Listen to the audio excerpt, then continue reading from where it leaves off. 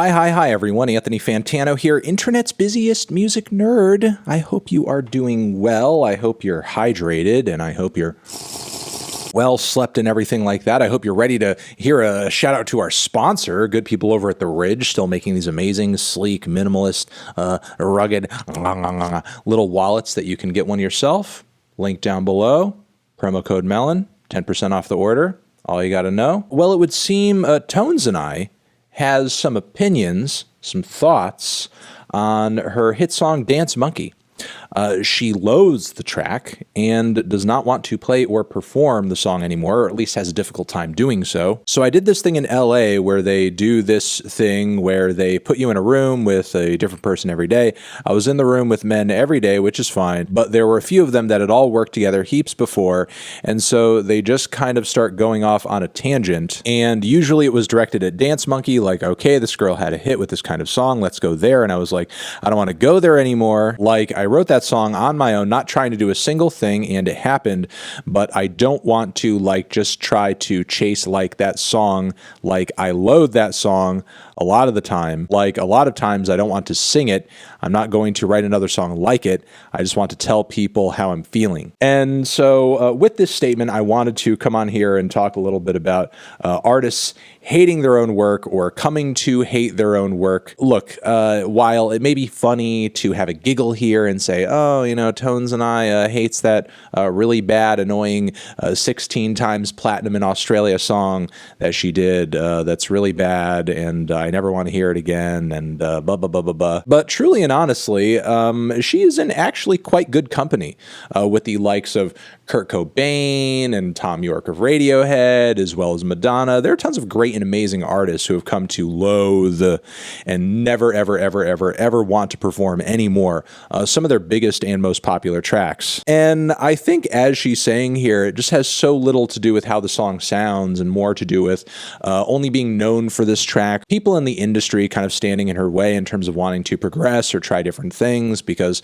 you don't literally want to be a monkey dancing and sort of trying to write the same damn song over and over and over for the rest of your career, whether or not you are an artist who, is polarizing. But yeah, unfortunately, I think Watson here is just a victim, as many other artists have been over the years, of really just overplay and oversaturation and just the horrible ways in which you are marketed typically in the music industry. If you got a hit song, if you got a hit track, there's always going to be that pressure and that expectation there that you're going to do the same thing over again, that you are essentially going to repeat yourself ad nauseum, because the music industry wants to squeeze every drop of money out of you that they can without any regard whatsoever for your long-term career, and they're going to try to corner you, pigeonhole you, try to get you to essentially hit that same formula over again and give them 10 more Dance Monkeys, because they don't understand longevity, they don't understand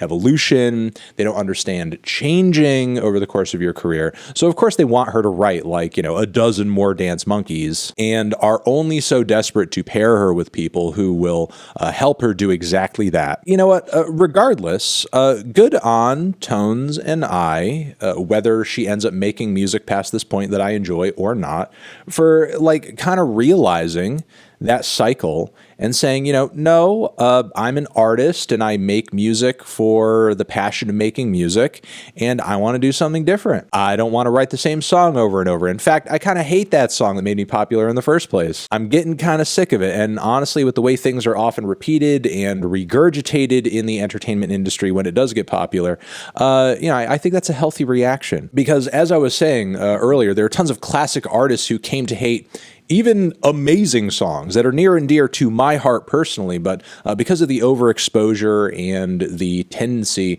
for them to feel the pressure to just kind of hone in on this one singular sound or try to repeat the success of a very popular song all over again, yeah, that can honestly be soul-sucking, whether you are Kurt Cobain or whether you are Tony Watson. So I wouldn't necessarily take anything from these statements in terms of hey, I hate the sound or the style or the whatever that's associated with that song. I don't think as a result of this, Tones and I is going to become a more formidable songwriter overnight just because she doesn't like Dance Monkey anymore. Like, are you kidding me? With that being said, it does seem like she is ready and raring to undergo some kind of artistic evolution, and I'm hoping that the things on her last full-length LP that I found to be painful and annoying and just difficult to listen to are improved upon and or are just kind of swapped out for something more interesting on the next record. And as long as there's a will to change and a will to do something different and a will to venture out